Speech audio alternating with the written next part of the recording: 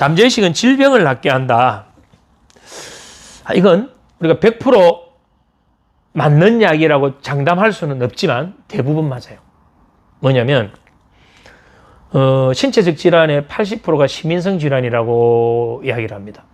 그건 우리 마음의 병이 생기면 심신상관성, 신체와 몸은 구분을 해서 우리는 이해를 하지만 실제로는 하나예요. 우리 몸에 마음이 있고 우리의 마음에 몸이 있는 거거든. 그럼 마음의 병이 생긴다면 우리 마음의 병이 여러 가지 있을 수 있잖아요. 그 대표적인 게 스트레스 아닐까요? 그죠. 그럼 스트레스를 내가 만약에 반복해서 받는다면 일시적인 스트레스는 우리가 적응하면서 더 업그레이드 되고 더 강해지고 더 유연해지고 더 탄력성이 생겨요. 좋은 거예요, 스트레스는. 우리 생존을 위해서도 필요하고. 그런데 그 스트레스가 반복돼서 누적돼가지고 오래 지속되는 걸 뭐라고 하나요? 만성. 그렇죠. 만성 스트레스죠. 만성 스트레스는 나중에 스트레스 요인을 제거해도 항상 내 상태를 스트레스 상태에 계속 만들어놔요. 그럼 이건 나의 기저선이 항상 스트레스 상태에 맞춰져 버리죠. 그렇다면 그러한 스트레스가 계속 지속되면 일단 그 스트레스가 여러 가지 이제 질병을 야기시켜요. 일단 심혈관계에 치명적인 손상을 주게 되죠. 우리 소화기에도 문제를 일으키게 되죠. 우리의 뇌로 가서는 뇌의 혈류의 흐름을 방해를 해서 뇌의 혈전을 만든다든지 여러 가지 부작용들이 일어나는 게 스트레스예요. 제가 이제 단적으로 하나를 예를 드는 거예요. 우리 마음의 병이 스트레스뿐 아니고 더 많지. 모든 우리의 마음에 있는 병들은 신체적인 질병을 일으키는 뿌리예요. 그래서 마음의 병을 없애는 것만으로도 신체적 질환의 대부분은 막을 수 있거나 온다 하더라도 약하게 만들거나 또는 극복할 수 있다. 정말 중요한 이야기예요. 그래서 여기서 주장하는 건 뭐냐면 3개월만 내가 계속 긍정적인 암시를 계속 보내주게 되면 질환이 대부분 치유된다. 이렇게 주장하고 있는 거예요. 왜? 우리 몸의 치유를 위한 우리 상태를 만드는 건 면역력을 만들고 우리가 극복할 수 있는 힘, 치유 효과를 내는 건 약물이 아니거든. 약물은 그 질병의 진행 속도를 늦추거나 그런 아픔을 줄여주거나 어떤 몸에서 특정한 물질을 분비하게 해서 치유 효과를 도와주는 역할을 하는 게 약물이지. 우리가 몸이 낫는 건 우리 몸 자체에서 분비되는 물질들이에요. 그래서 내가 계속 긍정적인 암시를 보내게 되면 우리의 잠재의식에서 그런 치유와 그런 극복과 관련된 물질들을 쫙 분비하기 때문에 치유 효과가 나타나는 거예요. 자, 우리가 뼈가 부러진다. 골절이죠.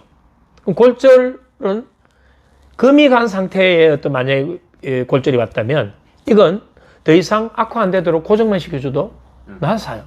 왜 나을까요? 뼈 자체에서 진액이 나와요. 우리가 소나무 껍질을 이렇게 벗기면 안에 진액이 나오죠. 그와 마찬가지로 우리 뼈 자체가 부러지면 뼈 자체에서 다시 이어 붙이기 위한 진액이 나와가지고 단단하게 붙어져요.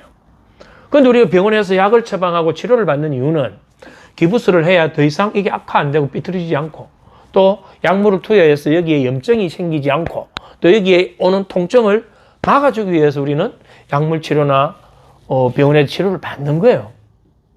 그런데 그런 약물 치료나 어떤 보조적인 그런 치료 수단들은 우리 몸에서 자연적으로 뼈 자체가 붙도록 도와주는 역할을 하지 그 약물이 뼈를 붓게 하는 건 아니다.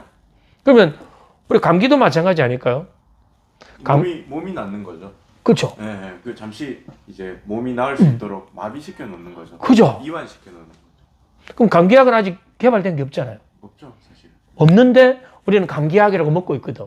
그죠? 근데 감기약은 우리를 치료시키지는 않아요. 맞아요. 몸이 치료하는 거예요. 그렇다면 우리의 믿음이 우리를 통제하고 우리의 모든 몸에 분비되는 물질이나 우리 몸의 모든 치유를 할 수 있는 그러한 시스템을 만드는 것도 우리의 잠재의식이거든. 그럼 잠재의식에 반복적으로 난 나아지고 있다를 계속 반복해버리면 실제로 나아지고 있는 그러한 몸의 시스템을 만들어버려요. 체면이라는 게 뭔가요? 반복적으로 계속 암시를 줘서 오른팔이 무거워서 점점 못 움직인다 계속 반복해보니 실제로 오른팔을 움직일 수가 없어요. 뭘까요? 그건 실제로 못 움직이게 만든 특별한 게 있는 게 아니에요. 우리의 이런 감각 자체를 마비를 시키는 게 잠재의식에서 그것까지 가능하다. 잠재의식에서 못하는 게 아무것도 없잖아.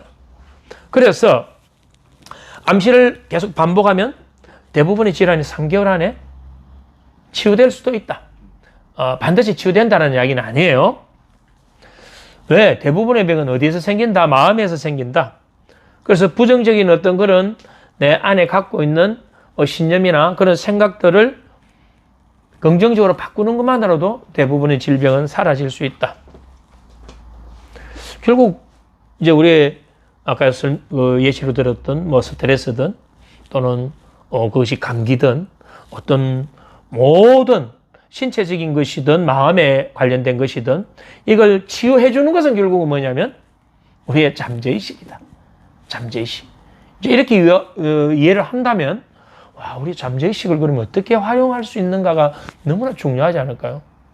그 답을 오늘 좀 더 한번 찾아봅시다. 메스머라는 사람은 오스트리아 출신의 의사인데 유명한 이제 최면의 뭐 아버지라고 이렇게 부르기도 할 정도로 최면에 아주 유명한 사람이에요. 이 사람이 어떤 식으로 치료를 하냐면 내담자가 오잖아요. 그럼 이 사람 몸에다가 자석을 붙여줘요. 아픈 부위에다가. 그러니까 자석을 붙여줘서 이 자석이 치유를 일으키는 힘이 있다라고 이 내담자에게 믿음을 만들어 버리는 거예요. 그러면 이 환자는 와서 자기 아픈 부위에 그 자석을 대면 이미 이제 최면 상태로 들어갔어요. 그래서 옆에서 이게 이제 치유가 일어나고 있다는 걸 계속 반복적으로 믿게 만들어 버리는 거죠. 그렇게 실제로 이렇게 해보니까 대부분의 그 환자들이 치유가 다 되더라는 거예요. 치유가. 그래서 이 사람이 처음에는 이제 그 자석을 가지고 이렇게 일종의 최면이잖아요. 계속 치유를 했는데 나중에는 자석 대신에 자신의 손을 그 환자의 아픈 신체 부위에다 대고 낫는다 해버리니까 실제로 나아져 버리는 거예요. 우리가 어릴 때 아이가 아프면 엄마 손이 약손 하면은 실제로 안 아프거든. 또 아픈 부위를 우리가 문질러 주거나 이제 많이 나아졌네. 이거 이제 조금 더 이제 편해졌네 하면 실제로 나아지고 편안해져 버리는 거. 다 최면 현상이니까.